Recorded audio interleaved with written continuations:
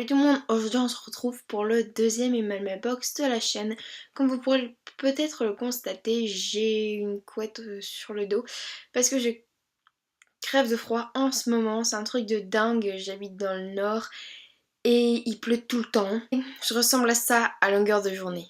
Quoi qu'il en soit, je pensais pas avoir acheté beaucoup de livres ce mois-ci, mais en fait je me suis rendu compte aujourd'hui que j'en avais acheté pas mal. Je suis contente de moi ce mois-ci, j'ai bien lu, j'ai acheté pas mal de livres.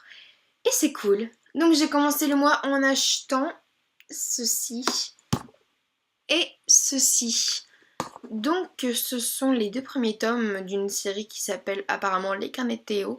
Je connaissais absolument pas avant, mais j'ai trouvé ça pas très cher et ça avait l'air plutôt cool. Même si c'est pas dans mes priorités, au moins si je m'ennuie un petit peu, un jour je saurai quoi lire. J'ai ensuite acheté Le Silence des Agneaux de Thomas Harris. Puis j'ai acheté dans le cadre scolaire Art de Yasmina Reza, parce qu'on est dans une séquence théâtre, et donc en matière plus classique, j'ai dû acheter Le Misanthrope de Molière.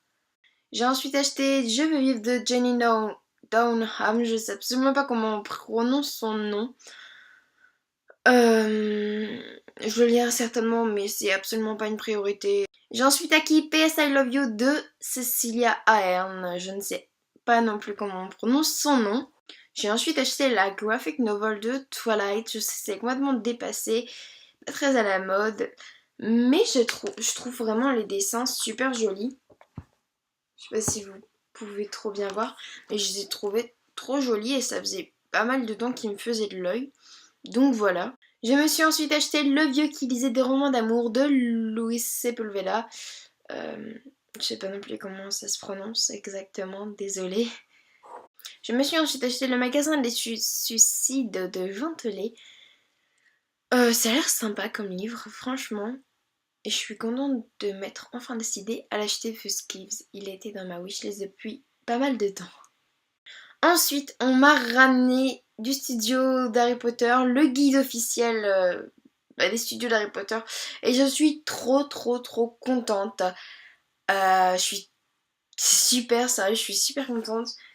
Je me suis acheté Le Nom de la Rose d'Umberto Eco parce que c'est le livre préféré de mon père et il veut absolument que je le lise, sauf qu'il ne l'a pas. Il n'a pas son livre préféré. J'ai ensuite acheté Les Larmes Noires de Tullius Lester. C'est un livre qui m'intrigue beaucoup parce que je n'en avais jamais entendu parler avant. Et en plus c'est un Black Moon et je connais quand même un petit peu Black Moon mais vraiment ça m'intrigue et puis le thème a l'air super intéressant et c'est un mélange de théâtre et de roman d'après la quatrième de couverture, je verrai bien. Mais franchement je pense le lire prochainement parce qu'il m'intrigue beaucoup donc attendez-vous à recevoir un avis bientôt. Je me suis ensuite acheté Les Tribulations d'une caissière d'Anna Sam et c'est un thème qui m'intrigue beaucoup. Il y avait un film qui est sorti il y a pas longtemps, je voulais le voir au ciné, je me souviens, mais j'ai absolument pas eu le temps, puis il m'est sorti la tête. Et quand j'ai vu ce livre, je me suis dit, ouais, pourquoi pas. Mon amoureux m'a acheté ce livre, donc c'est La Maison Maudite d'Émilie Brontë. Et en fait, je me suis rendu compte il y a pas longtemps que c'était Léo du Hurlevent. Léo du Hurlevent étant l'un de mes livres préférés, voilà.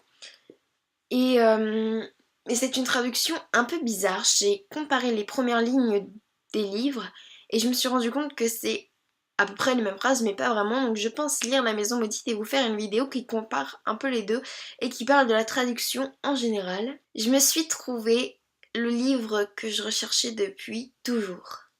Il s'agit de Jane Eyre de Charlotte Brontë mais en édition, on va pas dire reliée mais ancienne.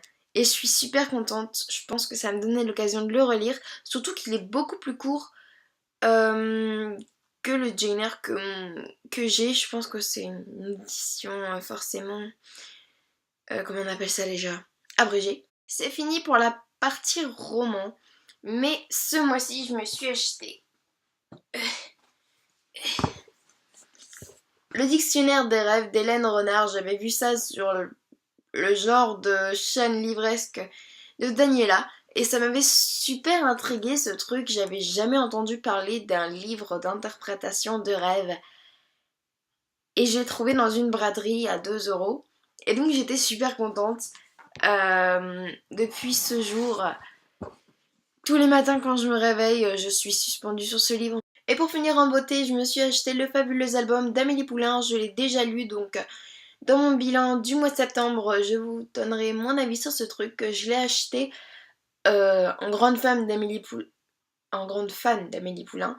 Et je suis super contente, donc vous verrez dans le bilan. Donc c'était pas un mois extraordinaire en matière d'acquisition, mais c'était plutôt pas mal, je trouve.